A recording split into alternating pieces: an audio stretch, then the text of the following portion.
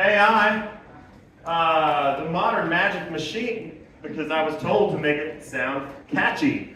Now, I'm with the WIB in Bayfield County. I am not an AI expert by any means. I'm not like a scientist or a researcher in the field of AI. However, through my job, I do a lot of learning about technology, interacting with technology, and learning how people interact with technology.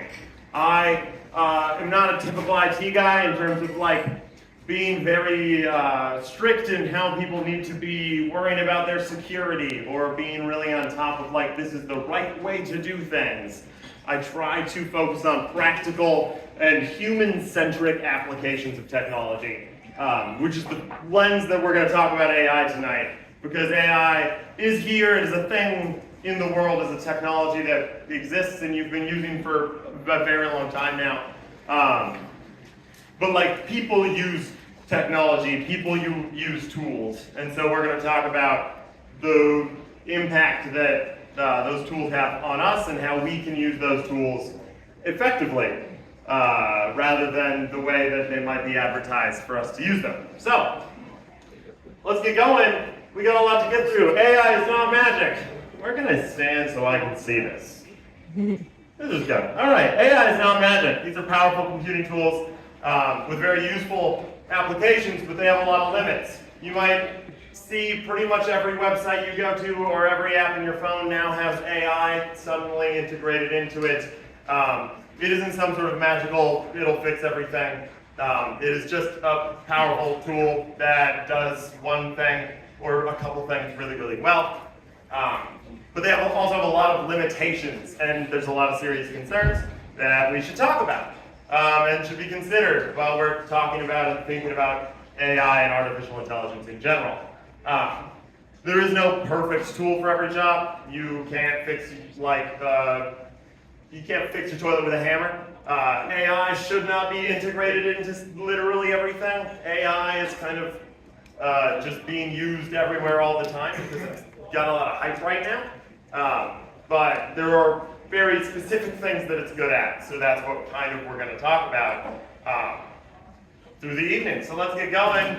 What is AI? Artificial intelligence is a marketing term or a buzzword specifically created by John McCarthy to try to get funding for his research grants. Artificial intelligence is just hype. It is just buzzword. Nothing about this is intelligent. It is just another type of computer that goes through its processes and follows its commands in a very advanced and complex and interesting way. So any computer system that performs complex tasks has been historically known as AI or artificial intelligence. This includes things that just follow rules-based systems like traffic lights that change based on the flow of traffic at the time, or video games. I've been playing video games for forever, and every character in a video game that is not controlled by a player is following some sort of AI or artificial intelligence programming. Pattern-based systems like the spam filters in your email inbox that decide when something looks sketchy, or predictive text that when you're typing on your phone, it guesses the next word. That was AI a decade ago. Machine learning systems like your algorithmic news feeds or like your YouTube front page or your shopping algorithms, anything that is kind of feeding you some sort of algorithmic feed of information based on what you've done in the past is a form of artificial intelligence. And then there's generative large language models like ChatGPT, which is the thing, and the news and all the stuff that's exciting, and why AI is the hype buzzword that's in the title of every single technology you see these days, because it feels really cool and feels like magic and kind of presents itself as this big, cool new thing. But all of this is some form of artificial intelligence. It is all some form of advanced technology that can do very complex tasks. But large language models are kind of the big thing right now. So, to get it out of the way, there's no artificial general intelligence or AGI. This would be an independently thinking, internally conscious thing, something that's actually smart, something that is actually intelligent. That's not real, that's not a thing that exists right now. AI is not intelligent. It doesn't know things, it doesn't learn things, it can't think. It is just following a set of instructions just like any other computer program. These would be like in the movies. These are not real, and as of right now, even though Sam Altman of OpenAI seems to think that we're right on the cusp, and they're just around the corner because it gets investors to give him more money, experts in the AI field do say that large language models are not really capable of this because the way that large language models work, the technology that we interact with, your ChatGPTs and the like, the way they work is they're just taking a bunch of text-based information and following patterns between those pieces of text, right? They're seeing what words are related to other words or what images are related to other words and images. And that is really only one part of knowledge, is the textual data. Humans have a physical interaction and social and cultural input. And this is a great little chart just showing the differences between something like a large language model and the way human reasoning, and not just human reasoning. You could say that almost all animals that have personalities. Your dog has more intelligence than a large language model does because they interact with the world in an intelligent and conscious way. Whereas large language models are just predicting the next word that should be used and following a specific set of instructions they've been given. So, let's not anthropomorphize the smart computers. They are not thinking, they do not know things. I'm going to put a lot of quotation marks around words because it's the words we use to describe these, because it is an easy way, it's an easy shorthand to describe how these things look like they act, which is a thing humans tend to do. We tend to interact with the world and treat other things humanish because we are humans. And that's the way we know how to interact with the world. But it's really important to know that these are just really fancy calculators that are really good at words.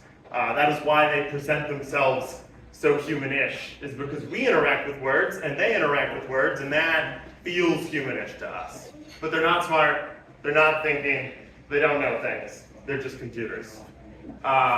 So, generative AI. Let's talk about generative AI. It's been in use for over a decade. Before all the hype recently in 2010, there were generative models being produced. In 2018, the first GPT, which is what ChatGPT is named after, the Generative Pre-trained Transformer, which is a type of technology that, I don't know all the details, but there's this is the type of technology these large language models are actually using these days. In 2020, GPT-3, which was the one that we all first saw, was actually created. And then in 2023, that's when you could go to chatgpt.com for free and start talking to a robot, and it looks really, really smart. So it's been around for a while, but very recently it's been publicly accessible and presentable in a way that looks impressive. They have a lot of controversies, but they are helpful tools.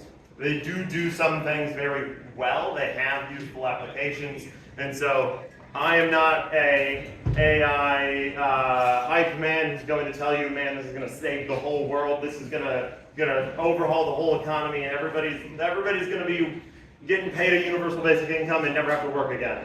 But also, I'm not going to say that this is just useless hype that doesn't do anything. It does do things. It has useful applications.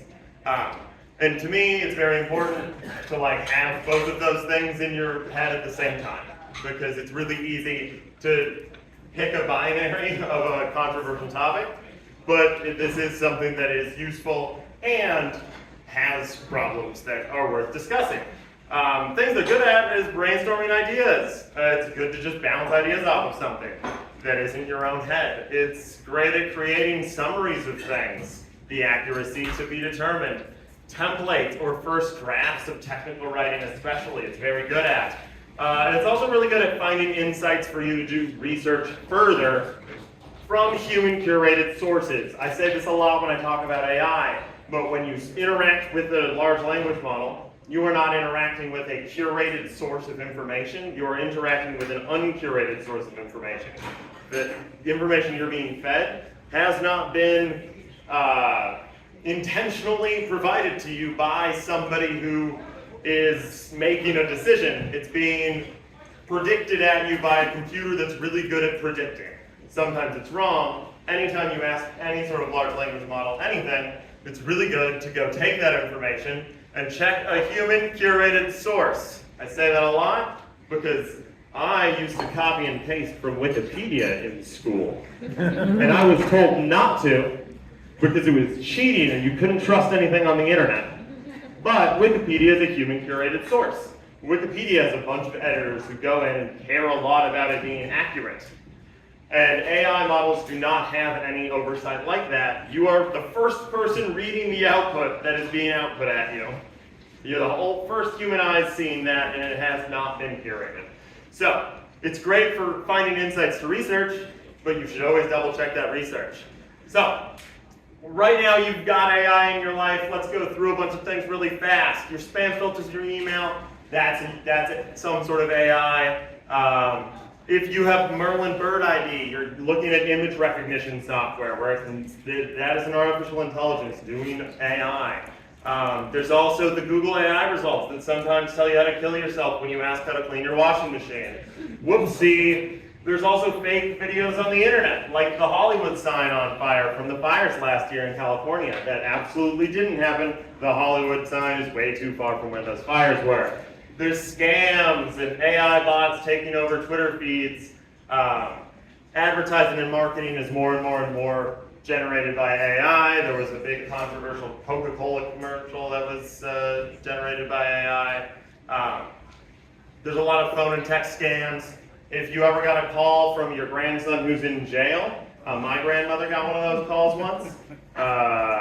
Those are now being done by AI, and the voice on it is being replicated from your grandson's AI TikTok videos. So it's a great time. Let's talk about the controversies. There's a lot of controversies about AI that we should go over. There's the environmental impact and the energy consumption. We'll get to it. I know that is the target demo of this talk. There's also copyright and infringement and unavoidable biases because of the training of these models. There's a lot of privacy concerns. There's the economic impact. There's the AI slop and all the online scams. There's AI psychosis and all the mental health crises of people like going to therapy on their computer with a robot or falling in love with a robot. These are things that are real and are happening and are concerns. Also, people think there might be a robot apocalypse. I'm here to say that's probably not going to happen, and if I'm wrong, we'll all be dead. So, let's start. The environmental impact. Producing the GPUs, graphic processing units, that is required for all these data centers, requires mining rare earth elements. When you mine rare earth elements, you create a bunch of waste. Also, those GPUs have a pretty short shelf life. They last about 5 years, maybe 10 if you're pushing them, before they have to be replaced. They're putting a ton of money into making these data centers. Those GPUs are going to last maybe 5 years, and then only about 22% of e-waste currently is actually recycled globally. That could be changed. That is something that would be good, is to get better at recycling all these GPUs. The last time the GPUs had a big boom was the crypto thing, and after those cycled out of all of the crypto mining things, they got sold on the internet to gamers very, very cheap. So that's neat for gamers in 5 years. So there's a lot of waste coming out of creating all the graphics cards required for these things. They also consume a lot of water. We've heard about this. This is in the news a lot. Approximately 80% of the water withdrawn from the data centers are evaporates. So it goes out into the atmosphere. The rest gets put into the municipal facilities. So there is a lot of water that is being consumed. So putting these data centers in places that doesn't have a lot of water, largely fresh water, is not great. But it's generally similar to the amount of water consumed by certain power plants and things, because you have to take a bunch of water and then turn it into steam in a power plant. This, they take a bunch of water and it evaporates trying to cool down all those graphics cards. The energy consumption is a thing that people talk about all the time. First, before we get into the bad part, it's not that bad to use ChatGPT or an AI tool. This is approximately how much energy you use in terms of joules to stream a minute of Netflix. This is how much energy it takes to create an AI image. So the actual use of the tool compared to all of the other things we do with our screens and do with our computers is not that much energy. A single AI image does not burn down the Amazon rainforest. However, when we train these models in the data centers, that's where a lot of our energy consumption is coming from, because you or I saying hello to ChatGPT is using a very little bit of energy for it to think about that and respond. Think with quotes. However, when you're training these things, they're just inputting tons and tons and tons and tons of data into it, and it's constantly thinking. And so you can see the projected use of energy consumption going forward is considerably higher, and that's largely from the training of these models, because these companies are trying to train them to be better and better and better, and the returns on making them better and better and better is diminishing, and they're becoming slightly better every year instead of very better every year. So they're training them more and more, and that's where a lot of the energy consumption concerns come in. If you just use ChatGPT to create a template for a business plan, you're not doing that much of a dent compared to watching The Office for the 5th time. But let's talk about training. Training is one of the big consumers of the electricity. It also has a lot of other concerns involved. They're trained, again with quotes, it's the language we have, but they're not actually learning anything. They scrape the internet for any and all published content, books, articles, websites, social media posts, any written words online, the entirety of Reddit and 4chan, and they pump it into a little computer model, and that computer model learns. A lot of these materials are copywritten and being used without permission. There's a lot of lawsuits, settlements about those lawsuits. There's a lot of uncertainty about the ownership of the output of the large language model. Like if which it does happen, not me, but if I go to ChatGPT and I have it write a book for me, and then I post that book on Amazon, and I start selling that book on Amazon because it's a really fast way to sell cheap books, who owns the actual contents of that book? I didn't write that. Did OpenAI write that? It's unclear who owns the output of these things, and it's all trained on copywritten material anyway, so that's concerning. There's been some situations where publishers and social sites make deals with the AI companies and sell the rights to learn from things. Disney's starting to do that with their characters and some of the video production. Reddit did that with all of Reddit and a lot of text, which is why you get some Google AI responses that are less than pleasant, because Reddit's a less than pleasant place.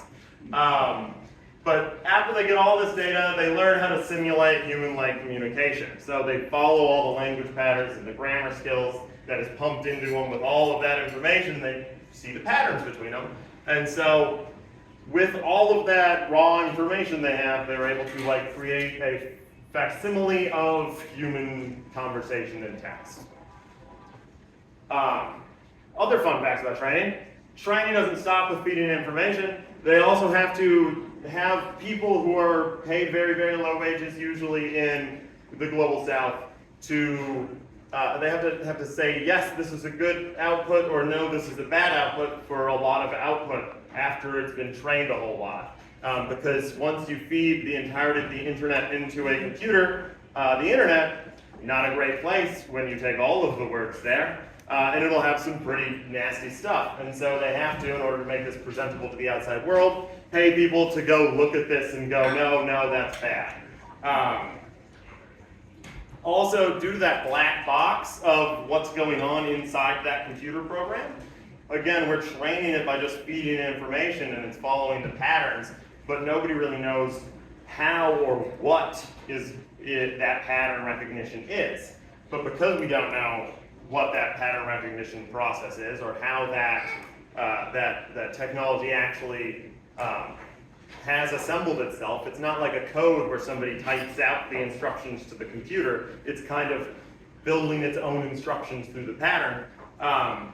Adding rules on top of that can create output that is really jarring and weird and like forced. So like if you do all of this training and then at the end say also be super friendly, or also never tell the person who's talking to you that they're wrong or bad, you get very sycophantic AIs like we have right now, where they are responding to you and being like, oh boy, good question. Or if you say, no, you gave me incorrect information, they go, you know, you're right, great catch. And they start being really sycophantic, which leads to a lot of the problems where they give you fake information, because if you ask a question, they want to say, yes, you're right.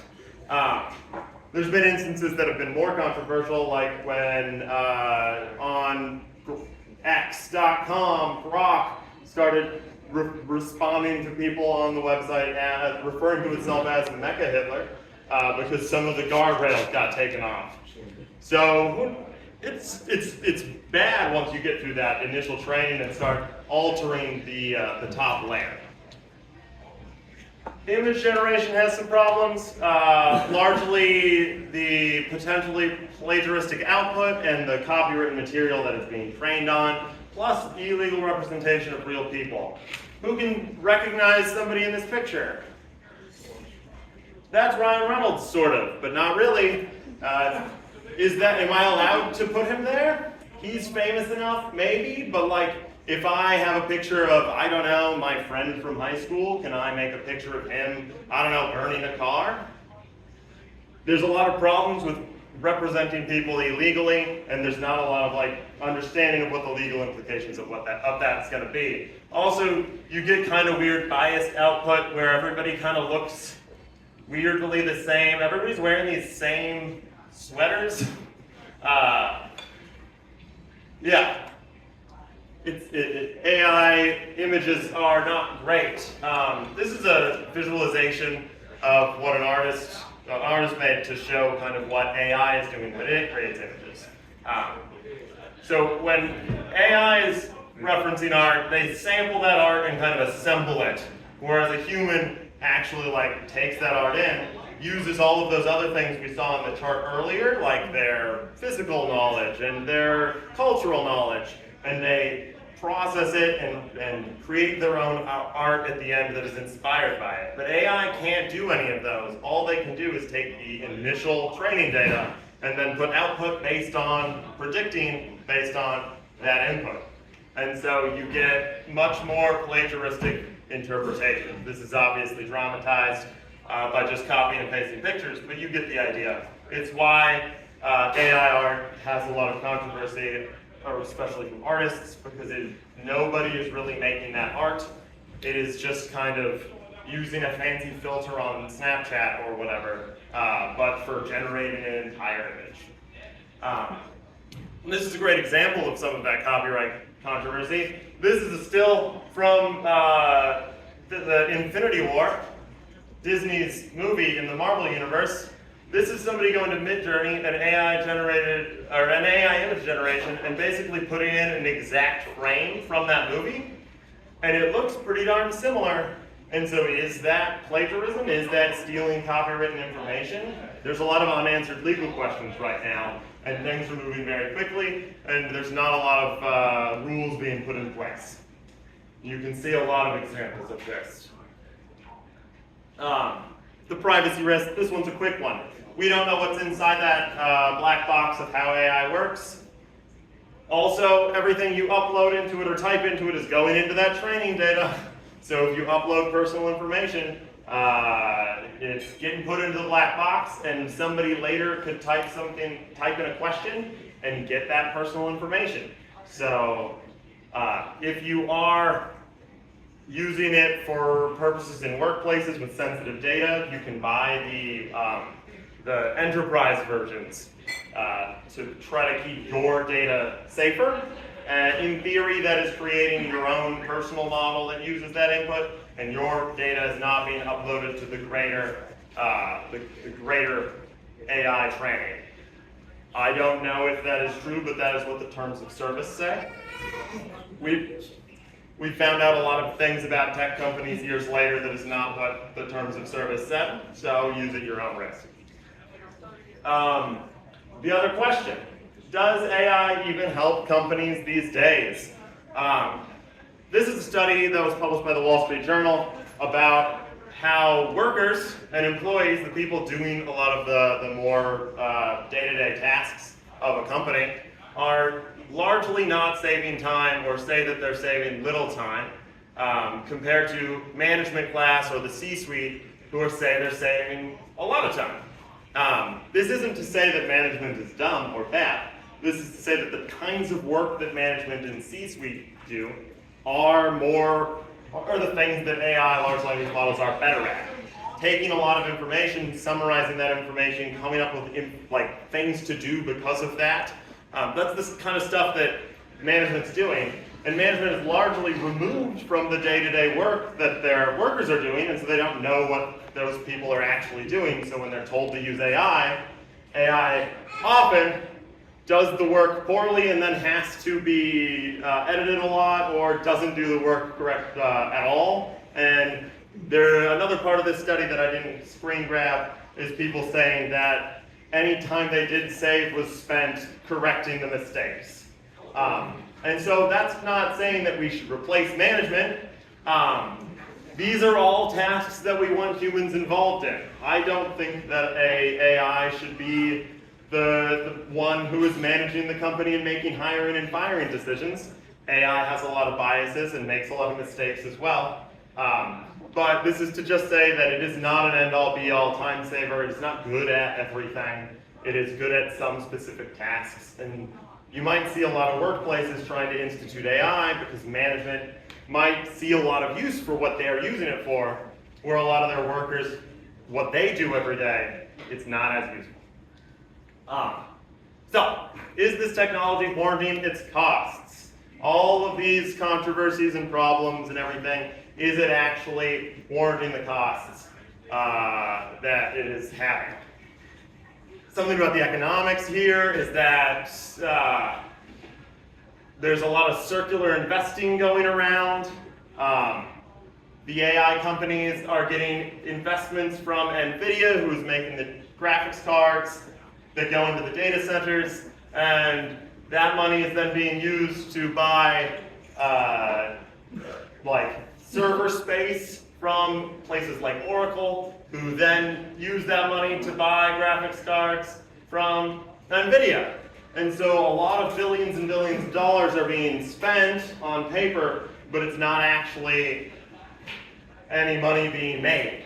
This is illegal if it's actually happening this way. I am not an economist. I am not going to tell you if this is good or bad. However, I've listened to a lot of economists say it's bad. There's also no proven profitability for the extreme costs of AI. If OpenAI claims to be spending $1 trillion in the next 10 years and is making $13 billion in annual revenue, how is that going to work? How does that add up? ChatGPT has more than 800 million users and only 5% are actually paying subscribers. If they increase the cost of the subscription to make more money, how many people are actually going to be willing to pay money to use a fancy chatbot? I don't know where the economics go. ChatGPT is introducing ads into their large language models. So when you ask ChatGPT a question, is it going to be influenced by the advertisers, and are you going to get as correct or as good or as accurate information? There are a lot of costs, and this is a very expensive technology, and things are moving very quickly to just try to make it happen and make lots of money. It isn't going away. AI is here to stay, and it is a tool that exists. But things that we should be asking ourselves and asking people around us all the time as a society is this worth it, or what can we do to make it less constrained? So, all that being said, all the controversies, all the bad stuff, it is a useful tool. I use AI sometimes for some things. And so we're going to talk a little bit about how you can use AI usefully and helpfully in your life. This is a quote from the professor of generative AI labs at Wharton, basically saying that it's not pulling from a database, it is guessing the next word. All that stuff I said earlier, it is not actually curated information, it is predicting information. It tends to respond affirmatively, no matter what you ask. It should not be used to replace search engines or other research. It writes confidently all the time. It wants to please you. It hallucinates details that are incorrect. However, it's still useful for research somehow. It's not a calculator for research the way that you would expect it or the way it presents itself. The fact that Google's top result is the AI result, even though it is explicitly giving me step-by-step instructions to do something that's impossible. It doesn't replace your own research, but it is a great place to start for ideas or info to search on your own. It is an iterative process. It isn't just punch in 1 + 1 = 2 into a calculator. It is a thing where you kind of have to work back and forth to get the information you want from it. It's kind of like talking to drunk Wikipedia at 2 in the morning. It has access to all the recorded information ever. It thinks it's the smartest person ever. It always sounds confident and correct. It can't always correctly recall the information that it has, and it will give you an answer even if it doesn't know. I get it. I've been drunk at 2 in the morning.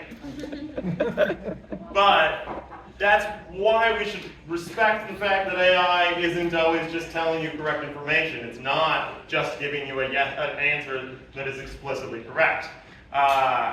It is great for getting ideas for outside perspectives, but it needs your help. Always ask it to cite its sources. You should always verify information from human curated sources. There's that again. You should take the information you get and go somewhere else. You can refine answers to go back and forth. Once it gives you something, go, all right, but where did you get that? Let's get more information about that. And you should never trust AI responses uncritically. If it tells you something, you should then take that information and go verify it from a human curated source. It is a tool that humans use. You should not give up your own agency or intent when using that tool. It is not replacing search engines, it is augmenting search engines. So, if you're going to research something, this is what we do. We give context. We give examples of the kinds of things you're looking for, and then you ask for steps for it to follow in the response. This is all prompt. Prompt building is a whole thing, but it's great for me because I'm already long-winded and rambly, and when I write and talk. And so you want to give it a lot of information and then double-check the output. So, an example. If I'm going, this is something I did. I found a 2009 Toyota Camry that I wanted to buy, and I am not a car guy, believe it or not. I gave it all of this header information. I'm a resident of northern Wisconsin. 2009 Toyota Camry. I want to know if there's any issues that I should be aware of. And then I gave it things I was looking for, examples, because it's a predictive model and it needs to give it information to predict what it needs to give output. So I told it, give me a list of known problems, such as mechanical issues, longevity, handle winter driving. And then I followed it out with steps to do after that to save myself a little bit of arguing with the thing. And I told it to list out problems and concerns and then review it and highlight some issues. And then it told me that the 2009 Toyota Camry can burn oil. And so I then went to my favorite search engine, DuckDuckGo, not Google. I don't use Google anymore because of the AI response. And then I was able to search, did the 2009 Toyota Camry burn oil? And I found a forum with human people who were all talking, and experts. And those people were able to verify that it burns oil, but not a lot, and you can top it up. And then I went and I talked to the guy I was buying the car from, and that guy said, yeah, it burns oil. And I keep some oil in the back. And you can have this quart of oil that I've got in the back when you buy the car. And now, every time I fill up gas, I check my oil, and it's been a great car. But I was able to do this because I didn't even know where to begin. If I already knew something, like when I'm trying to help people with their computers in my day-to-day job, I already know how to get that information. I already know where to look for that information. I don't need to do the first steps of finding out what I even need to know to begin searching for things. So it's great to get those first steps. And then you should go double check at a human curated source and do your own research, and you can take that research back to the AI and have it refine it further. You can also use it for first drafts of text. You can, it's not a calculator for writing. You shouldn't have it just write an essay and then submit that essay. But it's a great place to start for an outline or a starting point. It doesn't create polished final drafts. You should always review it and edit it. It's good at technical writing, but it's bad at creative writing. That's because it is able to take a lot of technical documents and know what a business plan looks like or a grant looks like, but it can't come up with new ideas, so it's not really good at creative writing. It's kind of like copying and pasting from a random website, like what I did with Wikipedia back in the day. It's great for putting words on a blank page to begin, but then it will need to be edited and reworded for grammar and accuracy after the fact. Details you should fill in and cite from a human curated source. So if something says that this is a data statistic about Northwest Wisconsin for a business plan, you should probably go find out if that's accurate, because it makes up random numbers all the time. And always remember, you are responsible for the final product.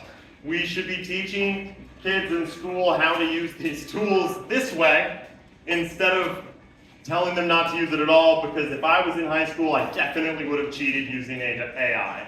I'm that kind of kid. But if I was taught how to use it properly, I would not have. I would have used it the way I was being taught. It's great for getting a format or structure. Just don't give up your own voice or creativity. Don't attempt to pass it off as your own. Don't present unedited AI work without revising it. And don't trust generated information.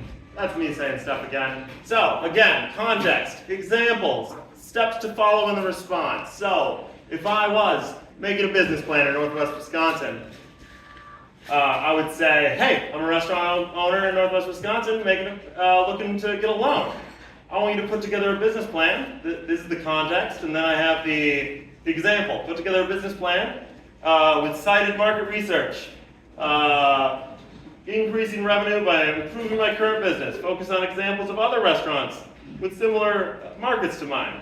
And then, once you've created it, review it and find the parts that lack clarity that I can fill in with my own information that I know is real, right?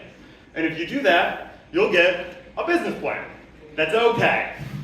And with almost no details that are actually like specific numbers, but it'll have cited sources you can go check at a human curated source, and it'll be a format or an outline, so you're not just staring at a blank page going, what am I supposed to do? It's great for technical writing. Nobody who's a grant writer for a nonprofit is thrilled about the idea of writing a grant, and nobody's upset at the idea of being able to get through the first draft quickly. Just don't do it once and finish it. So, other things you can use AI for is processing information and getting insight. You can upload information, you can give it data, and have it summarize that data and give you some sort of connections or trends of that data. You can also use it for brainstorming and inspiration. You can give it your general vision and ask for examples or new twists. There was one time where I was trying to figure out other examples of myths and legends and folklore and tales that are like underdog stories. And I was like, you know, underdog stories, right? Can you give me some? And it was like David and Goliath. I was like, I need that one. But then it gave a few other examples, and I was able to go check them, and only 2 of them were made up. And so it's a great way to find things that you don't already know. Just make sure you're getting outside input and you're not replacing your own thinking. So, in summary, many larger concerns with the impact of AI. We know that. We hear about it in the news all the time. It does not completely replace human work. It is not going to make every single job irrelevant.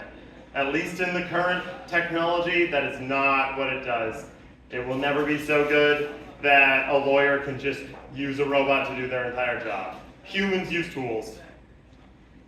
But it can speed up a lot of types, or some types of work if it's used responsibly, and that's important. It can be used as a tool. It should not be just told, like, completely ignored and told to go away. Because it's here to stay. It's not going anywhere. The toothpaste is out of the tube. You're not going to get a $1 trillion company to stop being a $1 trillion company. So with all of this information, we should be thinking critically about how it can be used well and how to mitigate or deal with some of the concerns that are very real and have merit. So that's the whole thing. Does anybody have any questions? This is the Q&A section. Yes. So is anybody